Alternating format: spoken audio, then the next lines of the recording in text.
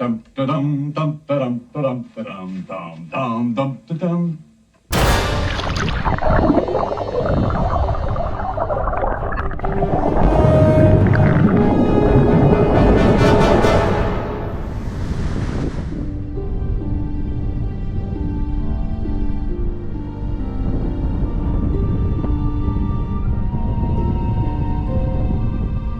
I am here on Navarre Beach in Florida, which is located in the Florida Panhandle, relatively near Pensacola, Florida.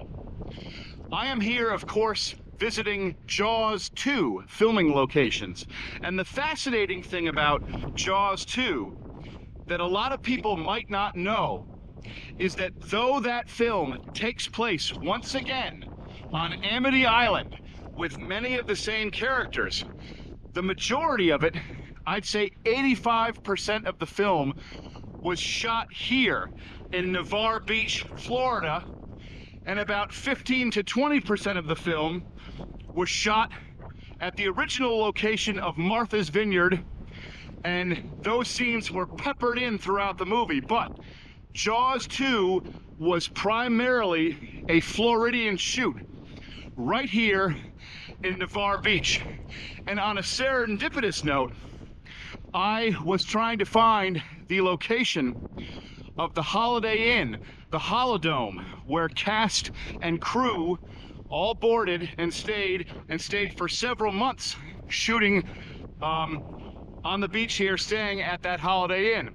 But the Holiday Inn, the Holodome, sadly was destroyed in 2004 by Hurricane Ivan.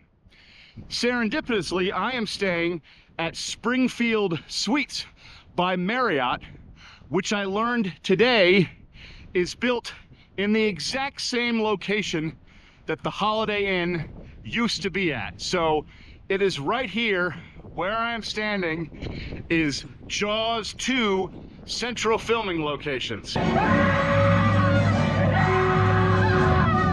West of my hotel, down the beach about 7.5 miles, is a place called Fort Pickens. Right past the fort is a jutting out swath of beach where production designer Joe Alves built a fake lighthouse, and it was at this location that a bunch of scenes took place. The teens hanging out there, the dead half-eaten whale, etc. The problem is, at the time I visited here, the road to the fort was closed. This meant that the only way to get to the small peninsula was to walk 7.5 miles down the beach in one direction and then walk all the way back, which is exactly what I did. I'm almost there. This is a 4-hour walk in one direction. The sun's about to go down and I still have a 4-hour walk back. Yay! Arr!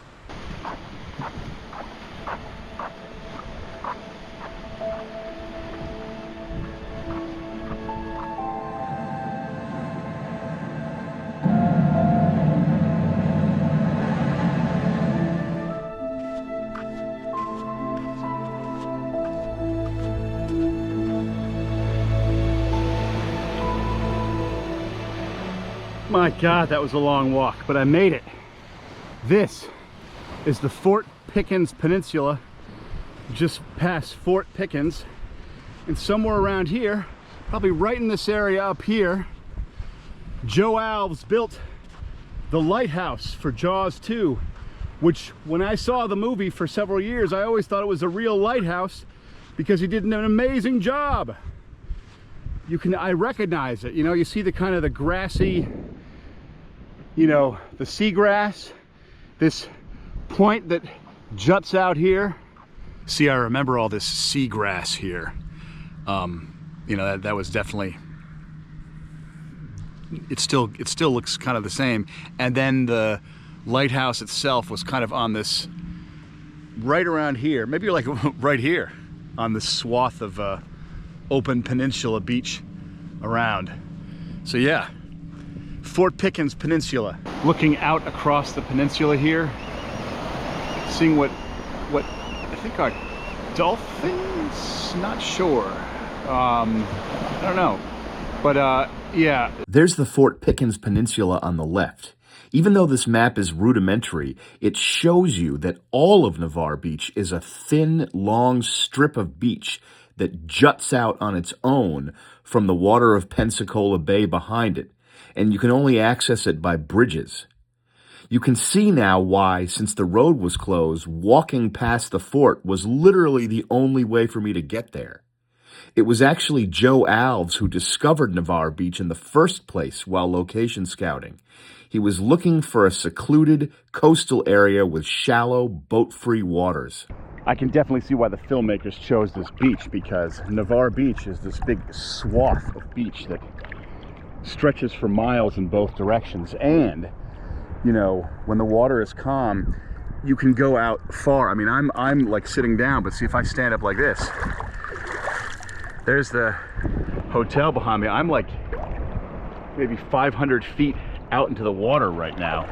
So it, you know, and it gets a little bit deeper, but it's very, very gradual. So it's perfect and slightly kinder for all the equipment they were using. So you really get a sense of what a good launching beach this was for cast and crew. All the scenes you see of the kids out on the water in sailboats, including the excellent second hour when they're being hunted by the shark. All of this was off of Navarre Beach, and literally everyone stayed at that Holiday Inn. They shot in the summer of 1977, and the schedule took so long that the scenes at the end, when the shark was electrocuted, were filmed in December of 1977. Cable Junction in Jaws 2 was not a real island. It was a man-made floating movie set built on top of a floating barge. The artificial rock structure was constructed by molding painted fiberglass and styrofoam over a boat hull and barge framework. So I'm here in Harbor Walk Village in Destin, Florida, and the reason I'm right at this exact point, I don't really have the best view based on the geography, but ahead of me is the bridge that I just drove across into Destin. Inland, on the opposite side of the bridge, is the bay, and that is where the Cable Junction set, built by Joe Alves, was stored at night.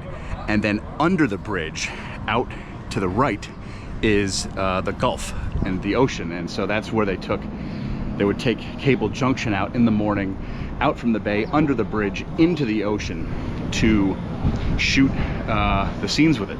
In part 2 of this video, I will dive deeper into the story of production, tell you some great books to read that dive deeper into the making of Jaws 2, and give you the true three-dimensional details as to why the original director, John Hancock, was fired, and what his initial vision was for the film versus how it came to be the Jaws 2 we all know today. Consider subscribing to my channel as I visit many movie locations and go on adventures all across the globe. Of note, my show used to be titled Walks of World. It is still indeed the same show, I just rebranded the title to the more accurately fitting Sam's Real World Adventures.